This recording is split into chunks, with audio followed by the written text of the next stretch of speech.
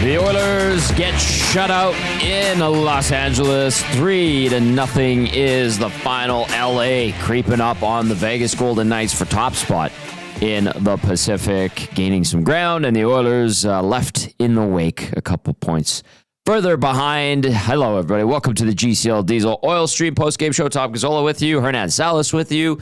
Reed Wilkins will be along shortly. He is our game analyst tonight in for Matt Cassian.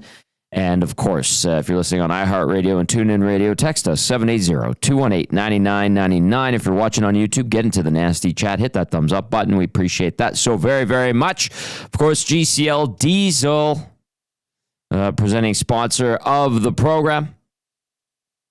GCL Diesel, providers of the best diesel engine components around, from turbochargers to injectors, fuel pumps to sensors. They are the critical engine component experts, proud to serve Edmonton and Northern Alberta for over 50 years. I mean, you could be negative. You could look at that and say, boy, the Oilers don't have the guns to go toe-to-toe with the Kings. But you got to keep in mind, they're missing their big guns. Yes, the Kings are improved. Yes, the Kings are a wagon on home ice, and that continued tonight. That was a 29th home win this season. That's formidable. 29-4-4. Oilers missing, like I said, their big guns are missing their number one goalie. They're missing their best defenseman. That's tough. That it was a lot of it was leaning against Edmonton tonight, Hernan. And yeah, I thought they put up a good fight, honestly. They worked hard. Yeah. They did. I thought Louis hit it on the head in the third. He goes, how about getting pucks to the net and crashing the net? Simple concept. PK solid. The fight was there. I truly believe that. They were right there. It was 2-0 for most of the game. Mm-hmm. Well, not for most, but but they didn't really generate many good looks, Tom. No, to perimeter. And listen, take it with a grain of salt. I am, at least, because, you're missing 3 huge players on the Edmonton Oilers. Yes. And kudos, credit to the Kings. They're a good team. They can roll 4 lines. Kuzmenko with a beauty goal. I thought he was really good on the night. Fiala was all over it. Kuemper wasn't really tested, but made the saves he had to, which were all pretty much direct shots. I'm not sitting here looking at the scoreboard and saying 3-0. The Oilers got whooped. No, I don't. No. Yeah, they didn't score, but I truly believe they worked their butts off. They're limited when it comes to offense, especially without the 2 best players in the world. So, as a fan, I get it. You shouldn't be too happy, but I said it on Thursday night, Tom. I said this was going to be a tough game without Connor and Leon. And, it's not like they got run out of the rink. Not at all. They didn't get dominated. Not at all. They just didn't generate a lot of offense. And Trent Frederic, unfortunate, Tom, because when he did play, he's exactly what they need. A guy that mucks it up. Lots of jam, hey? Lots of jam, skates well. I was telling you while we were watching the game, I'll be honest, I don't think he plays Monday. Once he gets that skate off, he got hurt 6 seconds in. Yes. Didn't come back for how long? He didn't come back till the 6-minute mark of the first. Yep. He got a regular shift in the second, and in the third, 2 shifts, and after the 5-minute mark, you didn't see him again. Yep. And Tom, you noticed that every time he went off, he was grimacing. He was in pain. Some gingerness to him. Yeah, so he might have rushed it back. I think he did. And we'll see his stat. No, it's an assumption on my part. It's a big one, but I have a feeling he won't be playing on Monday. He just looked, he didn't look right all night all day. Those damn high ankle sprains. Belzy's talked about it. Cass has talked about it. I'm sure Joaquin's had him. Yeah, that was his first game since February 25th. I did like what he did provide when he was out there, but he missed like 13, 14 minutes after a 6-second shift where he threw a hit. Yeah. And you're like, uh-oh. So did he get hurt on the hit, or did he just feel it right away and then maybe... Because I'm saying he's going to take that skate off right now, and it's probably going to be swollen. Who knows what's going to happen? Another positive, Tom, Calvin Pickard was stellar today. Made some great saves. He was great. Made some great saves. I think the team defensively, for the most part, was pretty good too. Yeah. Responsible. Mm-hmm. Yeah, I mean, you didn't see a lot of the lack of details we see when this team does lose sometimes, Tom. Again, I thought they were engaged. I thought they battled hard. They just lacked that offense, that willingness to go to the net. They didn't get a lot of power plays, which didn't help the cause either. They didn't generate it. So there was that, who was it? Janmark's slashing penalty? Yeah, I was pretty. Listen, a one-handed tap in the hands of Byfield. But then remember, was it Doughty who the puck got by him? I think it was Nugent Hopkins, and he gives Nugent Hopkins a whack, maybe not as high up in the hands, impedes him, slight interference. That's a penalty. Usually I don't bitch and complain about reffing, but I'm like, you called that Janmark one. And then Doughty, and like, listen, Janmark, the janitor, mopping up, Drew Doughty, Hall of Famer, Stanley Cup champion, Four Nations face-off champion. Yeah. A little bit different. One guy gets a little bit more leeway. But anyway, I say they even got that one. I don't know if they scored. They had that one power play. It didn't really generate much. But I like the effort. I'll start with the positive. I like the effort. I thought Pickard played good. I'll back you up on that 110%. The details I thought were decent. They had a couple of moments where they slipped up and they got burned for it. Empty net goal, weird bounce on Wallman, whatever. Trevor Lewis, the handshake. I don't know what kind of celebration that was. I kind of appreciated it, to be honest with you. Different. But I'm not looking at that and saying, okay, Oiler fans have the green light to freak out today. It wasn't that bad. Or it's like LA's got their number. I wouldn't say that either. Yeah, no. I wouldn't say that either. But they played hard. All right, let's get into the scoring summary. I know Reed's going to join us in a little bit. We're going to get to your texts as well. 780-218-9999. Get to the nasty chat. What a beautiful afternoon / early evening. Fantastic. Wonderful. Let's look on the bright side. Anyway, second period. Kevin Fiala opens things up, his 30th of the season from LaFerriere and Spence. Some missed details there. We talked about that a little bit. Who was it? Was it Bouchard that got stripped? Yes. It was Bouchard that got stripped, and he wasn't too happy there. I get it. That goal coming at 9:20. Then Andrei Kuzmenko, a great shot. Just a great shot. He is just caught on fire since, I mean, it took him a little bit. I think the first 7 games pointless with LA after the trade from Philly. Yeah. But lately, he's just ripping it up. He's found some rhythm with Kempe and Kopitar. Kuzmenko buries his 11th.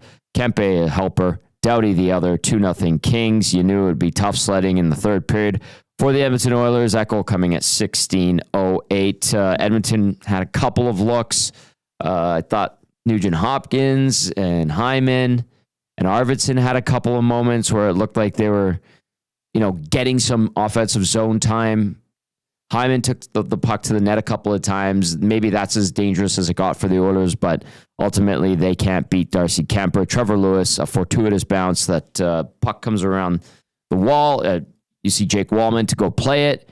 It takes a weird hop over Wallman's stick. Lewis is gone. He tucks it into the empty net. His 6th at 17:03. That's game. Shots on net, 29-27 in favor of the Kings. Face-offs, 50-50 tonight. Power play for the Oil, 0-for-1 PK, 4-for-4. There's another silver lining. I don't like when they took those penalties in the third period, and the too many men one. That's a brain fart. Yeah. Can't have that. Hits 23-17 in favor of the Kings. Block shots 12 for the Oil, 11 for LA. Giveaways 15 apiece officially, and takeaways 3 apiece as well. Ultimately, it is a 3-0 loss for the Edmonton Oilers at the hands of the Los Angeles Kings, who are looking to reel in the Vegas Golden Knights, just 1 point back of them with 97 points. The Edmonton Oilers remain at 93 points. The 3-game winning streak is snapped. They'll look to start a new one Monday when they take on the Anaheim Ducks to conclude this 4-game road trip. All right, Reed is ready to go. I'm going to get to a few texts as well. Let's go to Mike in Thunder Bay. I think he's being facetious. I think he is indeed. Says, man, the Oilers suck so much. I can't believe they got shut out. This team needs a total overhaul. They need a number 1D. Maybe that Ekholm fellow would be good. Now, we should also try to put the 2 best players in the world as our 1 and 2C. Make it happen, management. Mike in Thunder Bay, tongue in cheek. Piss jug. Good old Patty Janix. This one says, the only thing the Oilers got right today was to challenge that first goal. That was offside. Give them credit. Let's finish strong and look forward to the playoffs. What a goal. This is Malott. Oh, man. What a goal that was. It's almost too bad. Yeah, it was offside. Yeah. Ew. But, that was a beauty, though, man. Ooh. That sucks. And then they brought up Patrick Russell, who Reed knows very well and recalls very well. Reed, Rick, welcome back to the program. Mike at Thunder Bay was joking, obviously a little bit tongue in cheek, but we are looking at this and going, yeah, they put in a solid effort. How do you view this loss tonight? Well, Patrick Russell, one of the nicest guys with limited skill. Yep. To play on the Oilers in the last 7 or 8 years, and yes, did have a goal, I think, in Vancouver that got overturned. I think for goalie interference. Soft goalie interference call. And then he did score. I believe he scored in the comeback tune-up game for the COVID playoffs against Calgary. Remember, every team played one exhibition game against the team they wouldn't be playing in the qualification series or the whatever playing around. Look, as soon as it was 2-0, the game was over. I probably could have gone for a walk and not really missed anything. The Oilers were absolutely no threat in the offensive zone.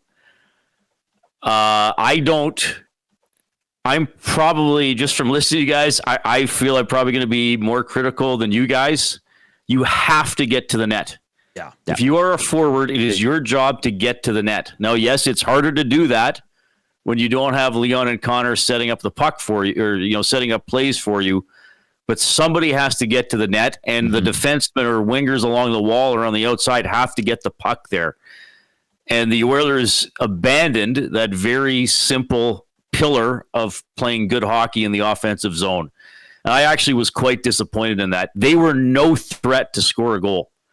Like no threat to score a goal. I would say Janmark's rebound that went just wide. And what did he do? He shot and he chased the puck to the net and he got a rebound. Mm-hmm. And I know you and many people believe Tom Janmark will never score a goal on a goaltender, that he shoots the puck in, but he came close.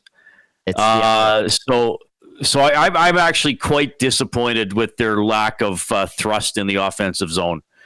And I know LA defends well, and clearly, of all the games Leon and Connor have missed, whether it was one or both of them, this was the one where I felt that they missed them the most, because as I talked about on the pregame show, you didn't get the zone entries, you didn't get them stopping and buying time and setting up an attack. So yes, they did miss those guys, but to still be shut out against, and I know LA is a quality opponent, but to one thing to not even score, like I would hesitate. So they lost 3-0. So if without the empty netter, they lost 2-0. Yes.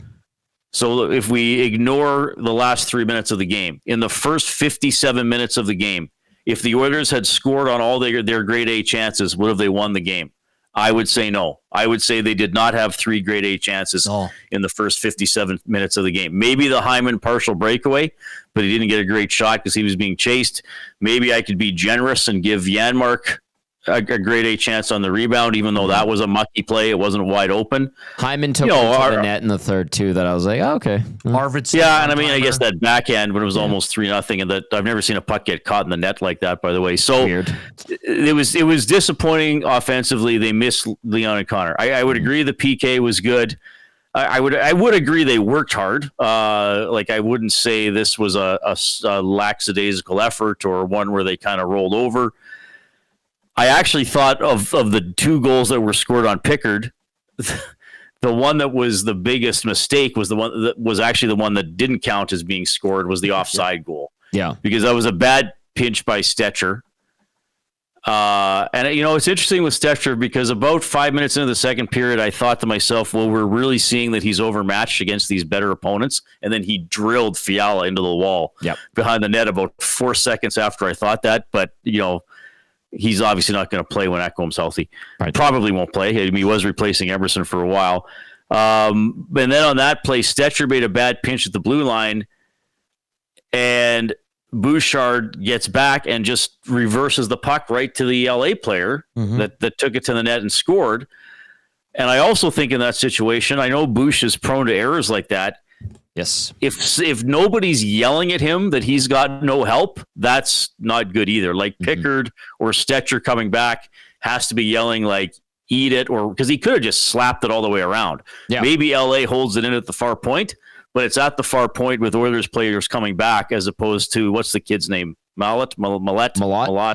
Well, I guess he's not a kid, isn't he? 28 or something? 28, yeah. He's a kid to us. He's a kid to me. Yeah. If you haven't scored in the NHL, you're a kid. So that play was not managed well by Edmonton. But it's not as if they gave up a ton of open chances. I thought Pickard had another good game. I mean, again, he held them to 2. So in my mind, the goalie does his job if he holds the other team to 2 or less. And I think, guys, I know there's a lot of talk about this being the first round series, which it will be. And now I would say the Oilers are pretty much guaranteed third. They're 5 or 6 points away from clinching. So I think that's now what we got to focus on. Just nail it down. I don't think they're going to get second. I know LA's always had that. They're a heavy team, right? Going back to their cup days, and there's still players left from those days. And there's players they brought in who can play that role, like having Fogle now, like bringing Byfield along. But I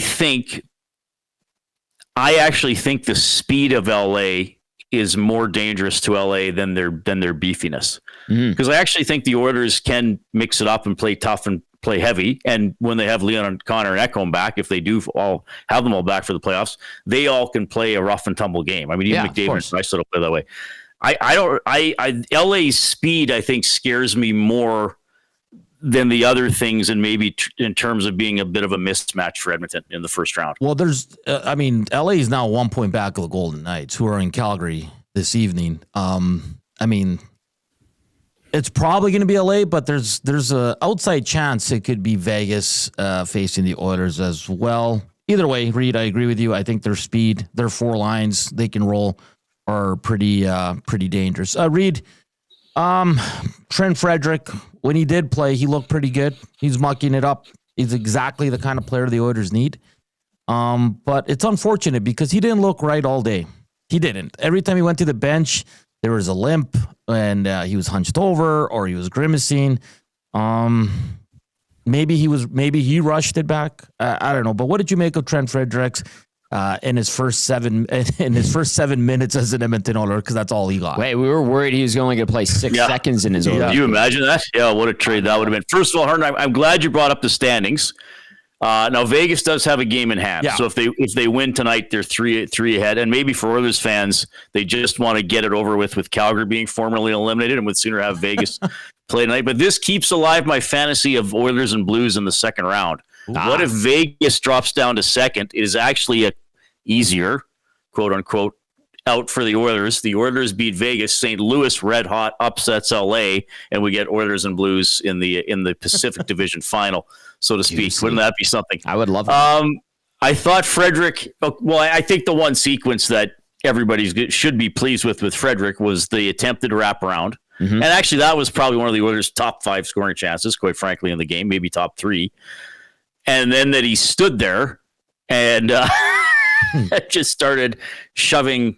Whoever, I can't remember who. Or was it Fiala?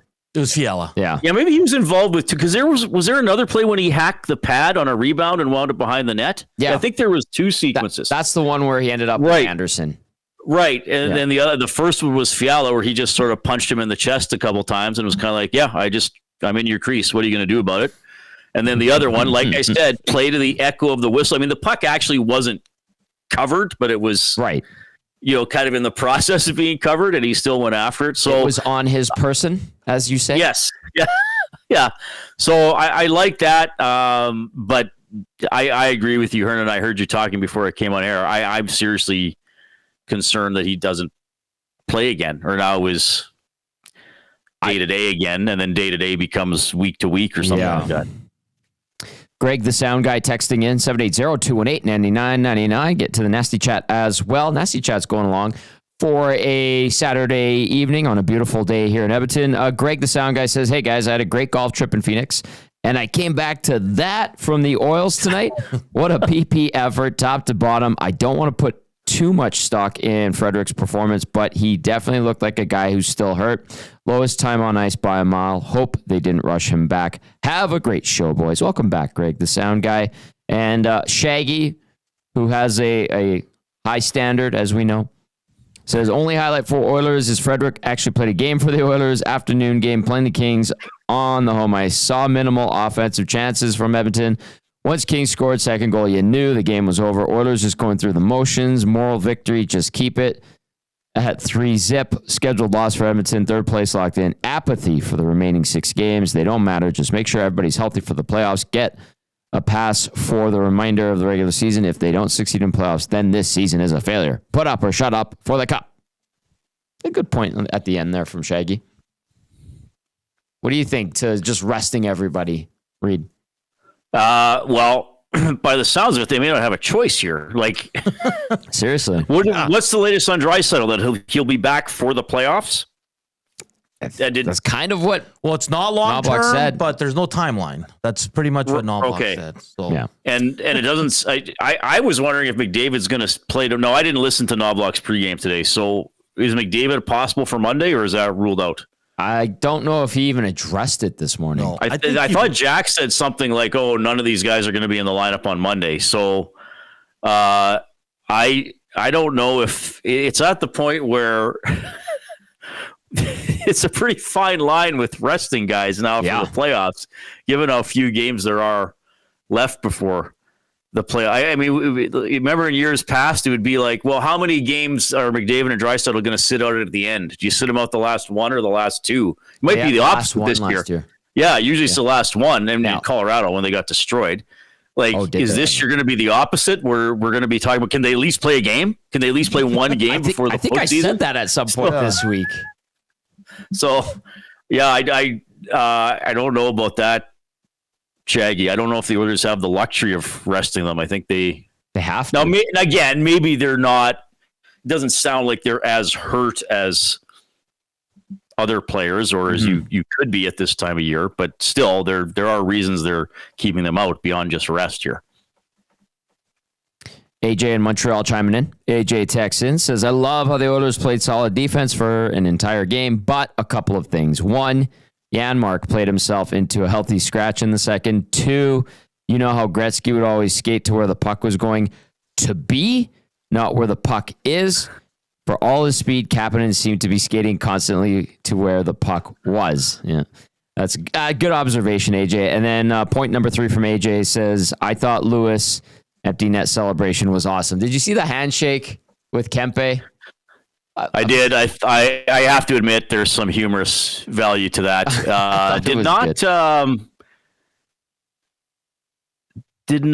Was there not a running back? Was it Marshawn Lynch or one of them for a while that went through a phase where he would just say, don't high five me, and shake the hands of the offensive lineman? Or maybe he just did that once. But it's funny seeing them try to do it with hockey gloves. I know. Sean White does that when he hits a field goal with all the BC Lions. They just shake hands? Yeah. I have a lot of time for that, to be honest. It's silly, but it's very formal and proper, and I appreciate it. Mark texting in says, expected result with the way the roster is constructed outside of the big guns. There's just not a lot of juice down the lineup. I'd almost like to see Savoy get a shot, because if they go down multiple goals, they can't plumber and plug their way back. And there was a time earlier in the year, remember, we were always talking about they get down 2 or 3 goals almost automatically. Climb their way back into it, win most of those games. It was during that stretch where they went 22-6-1. Lately, it hasn't been the case, but they didn't. Reed was right. Like, they got kept to the perimeter for the most part. Maybe had 2 or 3 really high danger chances. There was no plumbing. There was no simplicity, but they did hang in there. So that's a valid point by Stampeder. Did Doughty finish the game? Because he left the second time late in the third. I don't think he did. Okay. He wound up playing 21:45, which I'm guessing for him would be about 4 minutes below average. Yeah. I don't have the pregame. I don't have the pregame stats, Tom. The shift chart. Yeah, I mean, and there was that one sequence when Perry got hit with the puck. I think somebody else got hit with the puck on the Oilers. He got nailed. Yeah, and he started to worry, like, are we going to have multiple guys not be able to finish the game? Yeah. Well, Perry fell at center because he got bumped, and he got up, and then Max Jones almost took his head off with trying to dump the puck in. Oh, right. Yeah. That's when Louis was like, Perry's probably like, just get me off the ice at this point. Yeah, Doughty did not. I'm going to go sit down, guys. Yeah. Doughty did not play the last 7 minutes and 46 seconds of the game. Okay, and if they're only up 2, so it's not as if they could super afford to just be like, let's just sit them down. We're killing these guys. So yeah, maybe there's something there for them to be concerned about for sure. I just, if I can go off on a tangent, guys, and I know I'm going to irritate some people. Let her rip. And I put this on my Twitter account as well. And I know today it was enforced against an Edmonton Oiler, but I've seen it enough with other games, other teams, and it's really frustrating me. That is not a penalty on Matthias Janmark for that tap on Byfield's gloves. He did not hook him. In my definition, that is not a slash. That is a tap on the gloves. And I realize, over the last, really 20 years now, the NHL has limited obstruction, limited hooking, limited holding, mostly to the benefit of the game. But this is still a game of large, competitive, sometimes angry men trying to get into the other team's end of the rink to score, and men trying to stop them. And to me, that is not an aggressive or a dangerous play or a play that inhibits offense by Janmark. And those really frustrate me. I know sometimes there's a little flick and a turn or the can opener or whatever they call it. Yep. But I think if you didn't call that penalty and then Byfield got to the bench and somebody went up to Byfield and say, hey, anything on that shift that should have been called, he probably would be like, no, what are you talking about? That's, to me, that's normal hockey. And I further get frustrated by that, and I'm going to go down to say I'm going to walk up to the same tree I always bark up. All the cross-checking that doesn't get called, and that gets called a penalty. And today, Doughty, who was it that he hit? Was it Frederick or somebody else?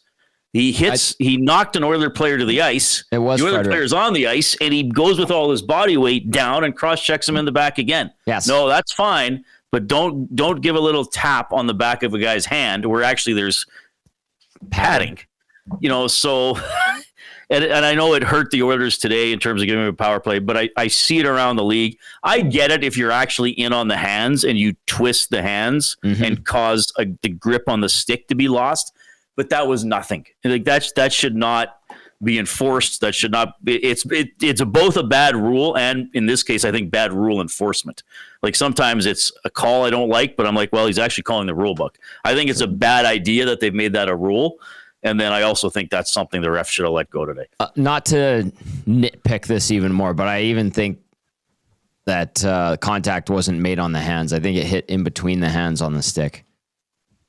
And it was on the top. It didn't come up underneath and pry the stick like upward. Yeah. Little smack. I don't know what it looks like at ice level, but I've seen enough of those this year in Oilers games, in non-Oilers games, where I'm just like, why are we calling that? Like offensive players don't go on the ice and expect, I should never be touched. Like they want to battle. Let's face it. These are alpha athletes. Like they want to battle. Like they're not like, I got touched. I better please call something. Like it's I don't know. It's too much. That call for me is too much. And then especially you see the cross checking that doesn't get called. That's what bugs me. Nope, that's completely fair, completely valid. All right, keep those texts coming in 780-218-9999 and in the nasty chat as well. If you're watching on YouTube, like, share, and subscribe. It is the GCL Diesel Oil Stream post-game show. Gazzola, Wilkins, Salas with you. This text from Stamp Hater says, not to derail the post-game show, but something Reed mentioned made me ponder. It's crazy how little I remember about those games during the play-in and the 2020 playoffs. I remember Mike Smith coming out of his net to give the Hawks a goal and pretty much nothing else. Do you guys remember those times? I do. It was weird. We were at the rink. I was there a lot. I actually went and I think I spent like a whole day a couple of times watching all 3 games in a day, and it was super cold. It was super nice outside. COVID was rampant. Very strange. What do you guys remember from that? Riedrich? Yeah, I remember stuff for sure. I mean, we did everything from the Ched studios. Even Bob and Jack called the games off monitors. That's right. I remember just how basically poorly the Oilers played in that series against Chicago. McDavid got a hat trick in game 2. Mm-hmm. Game 3 was bound for overtime, and Jonathan Toews took Ethan Bear to school down low and set up the game winner. Yep. And then I remember the Oilers trying to tie game 4 and being disorganized, and there was a long shift. So McDavid and Draisaitl weren't even on the ice for the last shift because they couldn't get a whistle. Yeah. And I think Nurse took a wild one-timer with about 5 seconds left. I think the Oilers actually got a mini 2-on-1 off of Blackhawks turnover late in game 4. And Nurse one-timed it wide. But I probably don't remember as many details as others, and just how weird it was and not being at the rink. And then that was just it. They came back for 4 games and we're done. Wasn't it the only win in that series? Wasn't it Chason and Neal scoring, or they were on the line and they kind of scored the 2 goals? Yeah, one of them banged in a rebound, I think, and it might have even been borderline hacking the pad, I think. Might have been Neal. Yeah, but Connor had a hat trick, and remember the attendants or the oil, what do they call them? The oil and blue ice crew. Oh, yeah. Came in through some hats on the ice. And I remember being so excited that hockey was back, Tommy, and we were on the post-game show. Yes. And it lasted 6 days. That's right. We waited all that time. Yeah, it was over. It was like April 1st to 7th or something. It started on a game Saturday. 4 and 5 would have been, yeah. Yeah, and they lost on the following Friday. Yeah. Game 4. Yeah. And game 5 would have been the next day because every series had a back-to-back, and the Oilers was right at the end. That's right. Yeah. Jeez. I was going to add one more thing that I remembered from it, but I kind of got caught up in everything else. Oh, yeah. I was doing the show from home. That's when the home show started. They sent me with a road kit, Reed, and I would connect from home, and then I'd walk over to the rink, watch the first 2 periods, walk back at my old place, and reconnect with Hernan. Yeah, and I remember when they lost, we did like a 2-hour post-game show. It felt like a therapy session for the city.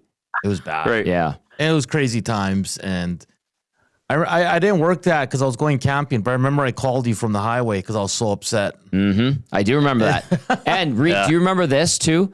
How hard it was for them to convince the Oilers, and probably other teams too, to convince the European guys to come back and play.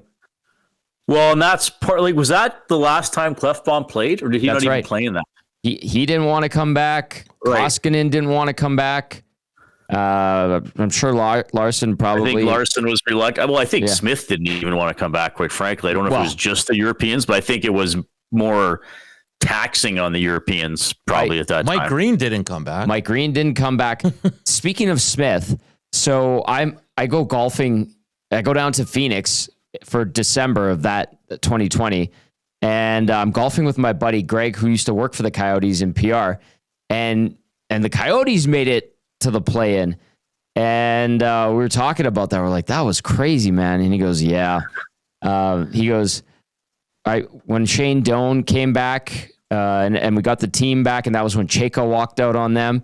He goes, Donor saw Mike Smith on the lake in and around Kelowna, and it was like a week before they were supposed to go back, and he didn't look ready to play. And I thought that was funny, the way he like mimicked Shane Doan, and I was like, well, I think he was one of many guys who were probably in the same boat, for lack of a better term. Bad pun. Yeah, I agree. All right. Okay, keep those texts coming in. 780-218-9999. The Oilers fall 3-0 to the LA Kings. 2-1 so far on this 4-game road trip. They play Anaheim to wrap it up on Monday night. Gazzola, Wilkins, Nanso with you. And if you're watching, of course, you can get in to the nasty chat. We're going to go inside the Oilers locker room. Reed, you're good to stick around for a few more minutes? Sure. Awesome. Okay, who's up first, Hernan? Let's go to the vet, Corey Perry. Games, you guys have survived pretty well without some offensive players that aren't playing for you right now, but this is a tough one. This is a hard team to play when you're not at your best offensively. Is that fair? Well, you take 2 the best players in the world, you take them out of our lineup. I mean, it is what it is. I mean, they're the best players in the world for a reason, and you know, we had some chances. We couldn't sustain the pressure, and you know, they're a good hockey team. They're well rehearsed, and they play a structure and they play it to the best abilities. You guys have played them 3 years in a row in the playoffs. I'd like to say this is a bit of a playoff preview and ask you if you learned something, but do you already know everything about these guys, or did you learn anything today? There's not much to learn. I mean, you play them, a few times in the playoffs and then through the regular season. They're a good hockey team. No ifs, ands, or buts about it. And it's one of those games where we're there. We just didn't create a whole lot, and those they play hard in the D zone, and they take those second opportunities away from you. But when you get that one chance, you got to make it count. When it comes to that sustainability that you're talking about, what are they doing on the defensive side of the puck that's making it tough for you guys to sustain? Well, they're between the puck and the net, or you and the net. They box out well. They play hard in the D zone. They play man on man. You gotta give them credit. They play hard, and those are things in this league. Good teams, they're going to play hard against everybody every night. They talked a lot about how they changed their style after last year, but I'm watching that game. They don't look much different to me. Do they look much different to you? Are they doing things that... They might not play the same neutral zone or whatever, but they're the same team. They're hard to play against, and they always have been. And, they always will be. It's just one of those things. What did you think of Trent Frederic? Trent Frederic just jumping in. He looked like he was really gung-ho and wanting to do whatever he could to help the team out. Yeah, he's been waiting for this opportunity for a while since he got here, and he's worked hard to get back to this point, and we're pretty happy to have him. All right, that was Corey Perry, the veteran there. I didn't hear anything I would really disagree with. Riedrich? Yeah, I mean, he summed it up, right? Very simple. They stay between you and the net. And it's one thing to do that, but they also have the size and the speed to play that way, right? I mean, This isn't, this isn't little guys that can't move, trying to defend. And then Kuemper's having a great year in net as well. So that's going to be, if this is the playoff series, that's going to be Edmonton's challenge. McDavid and Draisaitl will help with getting to the net. But even so, those guys aren't going to play the whole game. So other guys are going to have to do that. And that's what I would be critical of today. Yes, you're missing those guys, but they don't play the entire game. So if they're not on your line in the playoff series, you can't say, I won't try to push the pace or get to the net till they're on the ice. You still have to do that. But to me, that was the biggest summary of the afternoon right there. 7-4, 5-4, 6-1, 1-0, and 4-3 were the scores in the 5-game series in the first round between these two teams last year. Do you think we're in for a similar type of series, or do you think it's going to be more of a low-scoring, low-event type of series with the way we watch the Kings play defensively? And, I mean, McDavid and Draisaitl can obviously turn that on its head in a hurry, but what do you think? Yes, it should be. And I think that both teams will want it that way. I mean, LA, that's how they've been playing all year. Mm-hmm. And then Edmonton, and again, that was the thing about Edmonton today. They didn't give up a ton. I mean, they were outplayed, but it wasn't like a shooting gallery on Pickard. Right. So I think that in a playoff series, that's the mentality both teams will have. Now, again, though, the thing that worries me is if there is a 5-4 game, I think LA is better equipped to win that too than in past years because Byfield's really blossomed. Was Fiala on the team last year? I can't remember when. Yep. But he was there last year. He hasn't been there for all the series though. I mean, now they have Fogle, who has outplayed Arvidsson. Yep. And now Kuzmenko's a wild card. Jeez, right? Yeah. Without he can shoot the puck. So there's 3 forwards I mentioned who could potentially make a big difference too for LA if you start needing a goal or two if the Oilers are having good offensive game. Nanso, you want to add anything before we go back to Crypto.com Arena? You're good? No, I'm good. Sorry, all right. My mic turned off. Who are we hearing from next? Head coach Kris Knoblauch. And why it was maybe so hard to generate offense against that Kings squad here today? Well, they check very well. 5-man units.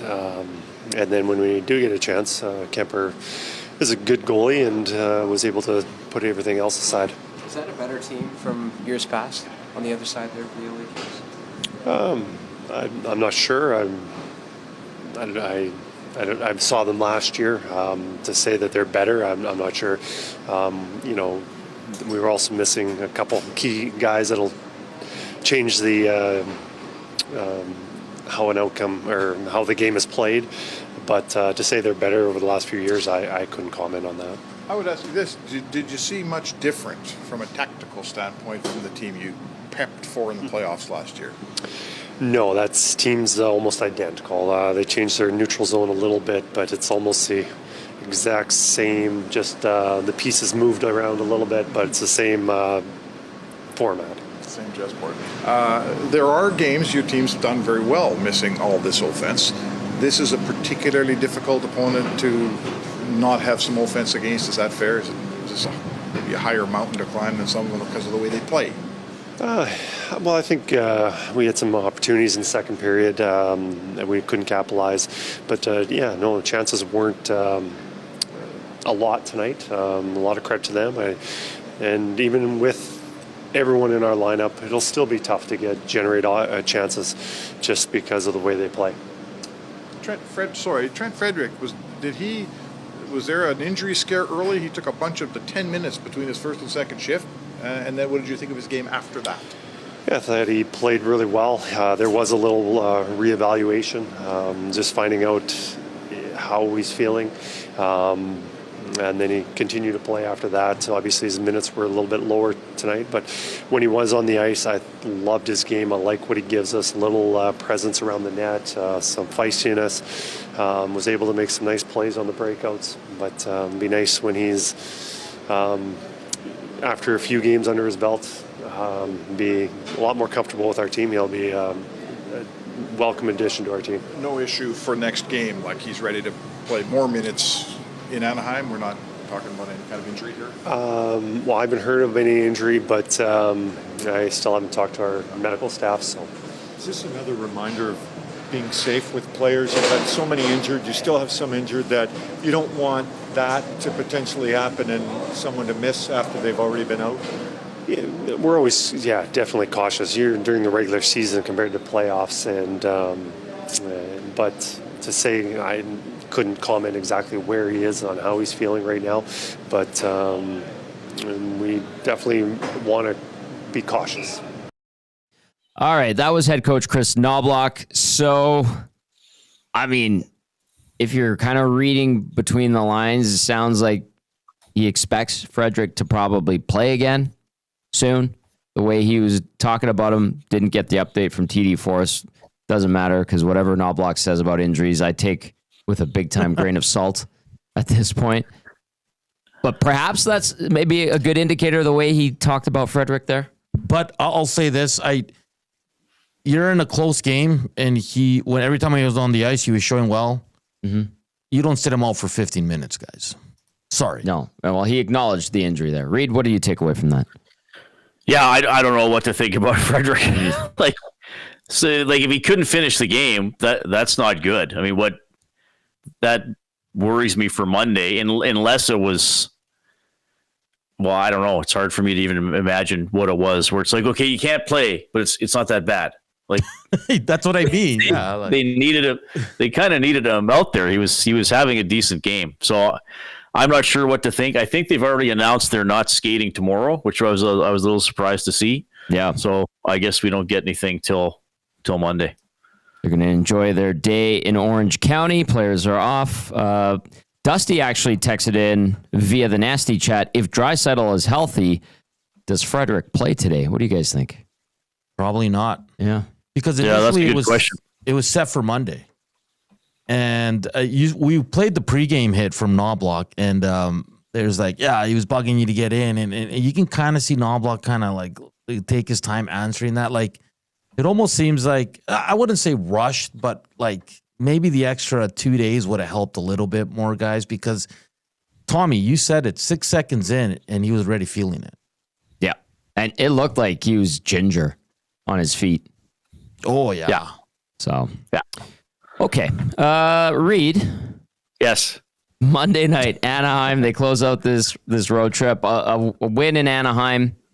It's 3-1 on this trip. You know, we're pretty much waving bye-bye to home ice advantage against LA. But how do they get the job done against the Ducks, who smacked them around, shellacked them, and all of that in between here in Edmonton 6-2 a few weeks ago? What do you look at going into Monday? Yeah, well, I'd say play largely the way they did today, but just be sturdier in the offensive zone.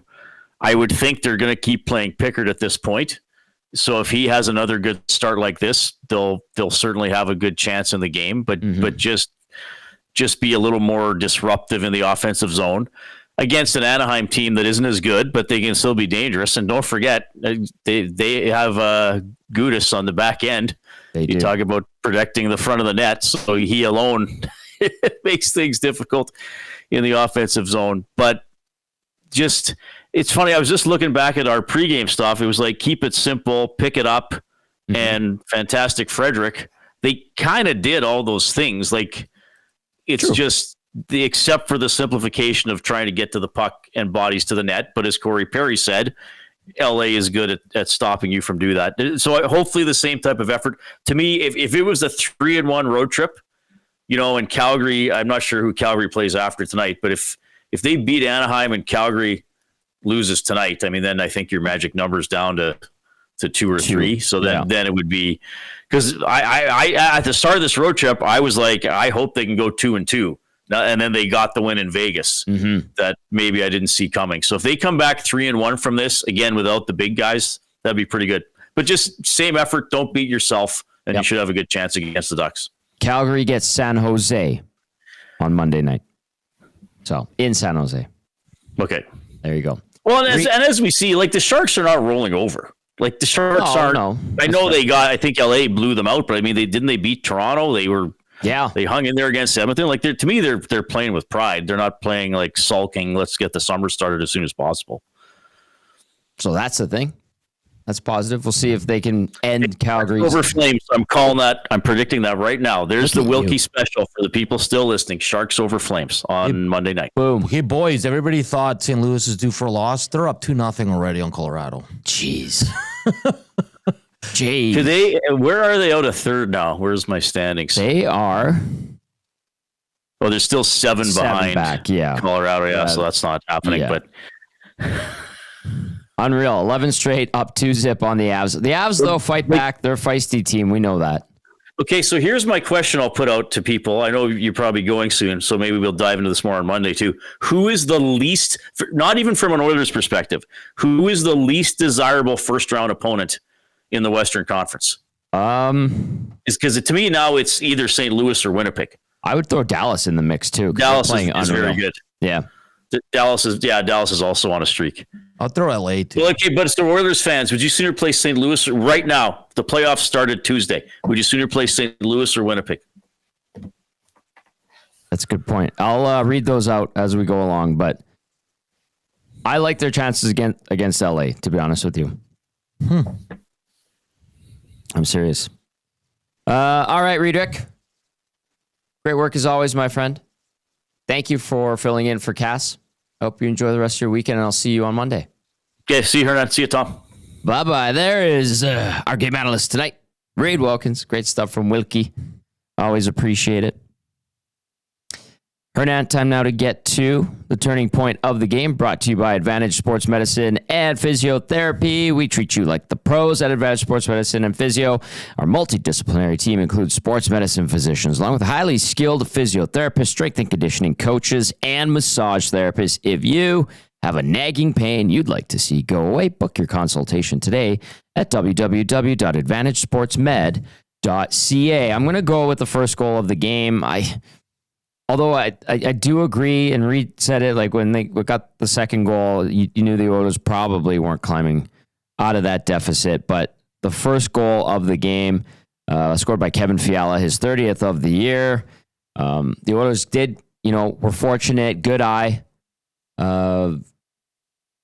getting that one goal waved off on the challenge after it was offside. It was a brilliant play by Malott, but it ultimately doesn't count.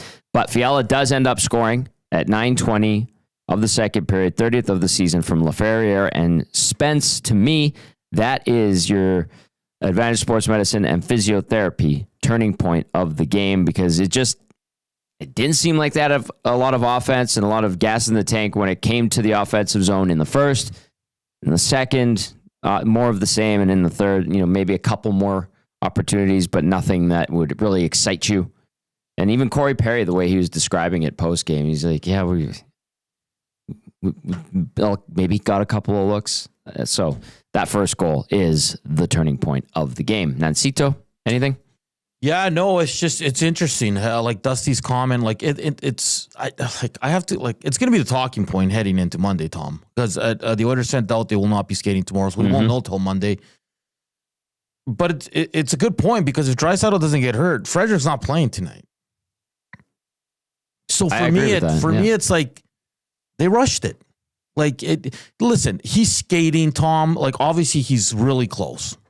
He played today 7 minutes. In the second period, he took a regular shift. He looked fine. Yeah. While he was skating out there. But every time you saw him go to the bench, he was in pain. And that's a terrible sign, Tom. Tough as nails, man. But good on him. But again, listen, if the player says he's good, he's feeling good, and the doctors give him the clearance, and you trust the Oilers doctors, of course, they're great. They are excellent. But with those high ankles, man, all it takes is one just bad movement and you're done again. And like I said, he probably took off the skate and he's probably like saying, damn it. Yeah. I should have not played this game, because obviously it was not ready. Because practice, you're still doing all the movements, Tom, like you're stopping, you're starting, right? Yeah. But in a game, it's just so different. There's more unpredictability. Because no one's hitting you in practice. Yeah. No one's, it's just different. And it's just so unfortunate, because in the 7 minutes we got to see of him today, God, man, I was impressed. He is exactly what this team needs. Yep. And I was so impressed by him. And it's unfortunate that, again, we're assuming, we don't know this for sure, but that he's probably going to be out a few more games. I hope not. I hope not either. I'd like to. Jeez. Listen, if he's in Monday, I'm going to be like, "Ooh, they got lucky." But if he's out on it, and it's unfortunate, but people are going to give Kris Knoblauch a hard time. But what can Knoblock do? He's working with the roster he's got. No, I know, right? But they're in California. Their team is based out of there. Their AHL team, correct? Right? Yes. You could have just called someone up for a game or for the remaining 2 games. Derek Ryan, Noah Phil, Matt Savoy. You could have called any of those 3. Drake Gazzola if you want, Tommy. Seriously, though. Yeah, no, I'm with you on that. I get it. But you even saw, you pointed it out, Hernan, earlier in the show and on the pregame show when we ran the Kris Knoblauch availability from this morning. He didn't, his face was the tell, the way he responded, the mannerism in which he used his body language when he responded about playing Frederick indicated I didn't really want to play him. That's the impression you got, was yeah, he's playing, but I'd probably prefer if he didn't. Do you know what I mean? I do. And of course, Frederick wants to play. New team. The fans want to see him. It's been a month. He's raring to go. So I understand it from the player's point of view. Man, I just want to play and contribute and show everybody what I can do. But now you might have set yourself back even more, Tom. Knock on wood that isn't the case. Yeah, because man, I mean, we were impressed with Max Jones' 10 minutes in his debut with 7 minutes of Frederick. He loved him. What did Reed say? He was in 2 scrums. He punched Fiala in the face a couple times. He did. Gave the stinky glove to Mikey Anderson. Yep. Yeah, man, the Oilers missed that, man. And if him and Kane can be healthy, look out. Big time impact if they have those 2 on the roster with the big guns, the thoroughbreds, McDavid and Draisaitl, and the Viking, and their number 1 goalie.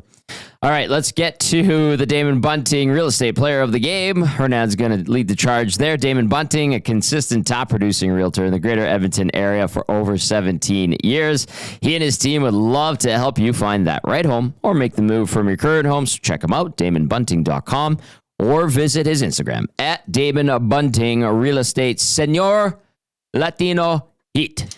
Probably a guy Wouldn't pick often, but I thought Kuzmenko was really good. Agreed. Man. I thought he was. I keep saying tonight, this afternoon. It's evening now. He has a wicked shot. It was a wicked shot on the goal. He was all over it. Did he hit the post? No, that was Fiala. Fiala did. For a guy that, didn't work out in Vancouver when Taka got there, Calgary shipped him away. Yep. Philly, I think he played one game maybe. And then it almost seemed like, let's just try him, bring him into LA. But I feel like he's looking pretty damn good. He's playing on that first line. Yeah. And Reed said it perfect. He's the wild card, man. He can turn that series around in the first round just because he can score. But I thought Kuzmenko was really good tonight. He scored one goal. He was a +1, 1832 time on ice. So the Damon Bunting player of the game has to go to the other team today, and it's Andrei Kuzmenko, and that's for the agency. Nice. I like it. Well done, sir. Kuzmenko, going into this game, 3-game point streak, so he's extended it to 4. And in that span, 6 points in his last 3 games going into tonight. And then he adds the goal tonight, so continues to play really, really well for the LA Kings. And that was a sneaky good pickup, starting to pay dividends for LA, unfortunately, at the hands and at the cost of the Edmonton Oilers. All right, let's get to some text to wind things down. The Wolf, good to hear from the Wolf, says, the only good thing that happened during the game is that I can confirm my wife has bought me a large blue EST and an XL black EST shirt from 780. Hey, those are awesome. It's a limited run. They're NWO inspired. Shout out to Dusty and the crew at 780 for the concept. I think there's only like a dozen per store, by the way. It's a super limited run. I've had a lot of people reach out to me about them, and I'm like, go get them. We haven't even, like the one Dusty had the other day is the only one I've seen, and we haven't even, like usually we get some stuff, we get some swag, and that hasn't happened yet with these shirts in particular. We ain't getting them. I think we're getting them. Oh. And I've had some requests. But they're very limited run at all 5 locations. I think it's a dozen or a dozen each of each. There's 2 colors, like Wolf pointed out, blue and black. And you got to get them quick. I saw Eric went to Kingsway yesterday and picked some up and modeled them. I put them on my Instagram today. So, well, one gentleman on our Twitter, Edmonton Sports Talk, said he had to go to a few to find his size. So they're going quick. Yeah, they're going quick. Maybe I don't know what the plan is. What Adora and Dusty want to do, but maybe they do another run. I'm not sure. It depends on how this goes, or maybe just collector's edition or novelty rare item could be. We'll see. Adam from Lloyd texting and says, pretty one-sided officiating today. Lots of carrying the puck around the outside today. Tommy, 4 Alley Cat tall boys down with 1 with now. I'm half snapped and mad at that game instead of shrugging off a good effort on a scheduled loss without McDavid and Draisaitl with a good buzz. Would have liked to have some Oilers take some pounds of flesh in that last period, especially after the 3rd goal, but nothing. I think this team is saving it, and I think they can turn it around in the playoffs. Bummer on the afternoon. Hopefully the Flames lose tonight, so I feel better. LOL, because expletive then, and expletive the Kings too. Time to make some supper. Have a good night, boys. We want the Flames to win tonight, don't you? No. Well, yeah. They're playing Vegas. Adam from Lloyd, I think he's speaking from the heart after having his 6 o'clocker loggers. You got a 6 o'clocker login. That one's taking you some time. They're big, man. They're delicious. They're delicious. Abutski says, do you guys remember Slater Cuckoo playing well for the Blackhawks versus the Oilers? Yep. Yeah. I think that's kind of what led the Oilers to signing him. Yeah. Yeah. Corey B says, have a great night, fellas. Enjoy the race. Thanks, Corey B. Good to hear from you. Norm in a combine. If this thing ever loads, texting in. Matt Hyman, I see you. Piss Jug, I see you. Piss Jug's been very active lately. And then over in the nasty chat, Barbershop Window apparently is sick of this buy Canadian only. Bought Molson Canadian. God, this is gross. Buy 6 o'clocker lager. Yeah. Barbershop Window. It's from Edmonton. Jeez. From Edmonton. Or you don't have to get American beer. I had Heineken yesterday. It was great. Ooh, Heinekens are good. Yeah. Let's see what Matt Hyman. Tommy, Hernan, the Oilers must be faking injuries to rest guys like they're saying in the chat, right? I don't think so. That would be I don't think you can. Yeah, I think they're being very conservative about it. Yeah. But I don't think they're faking it. All right. Nanso, final thoughts from you as the Oilers fall. Yeah, a 3-7. tough one tonight. Again, I thought they competed well, but they didn't generate a lot of offense. Corey Perry said it. Reed Wilkins said it. Who was very, very angry about that. He was spicy today. Yeah, he was spicy, but he was right. They didn't have one grade A chance, Tom. Not really. No, but it's a stretch to call any of those real. But I thought Pickard 10 once bell again chances. solid. PK once again solid. Unfortunate on the Trent Frederic. Knock on wood, he's going to be okay. Yeah. But all in all, you move on to Anaheim, and listen, you're coming home 3-1. I think trip. you'd take it for sure. Yep. That Golden Knights win really set the tone. Yeah. And really positive. So we'll see if the Oilers can get it done in Anaheim on Monday. Huge thank you to everybody who watched, everybody who listened. You know we love you.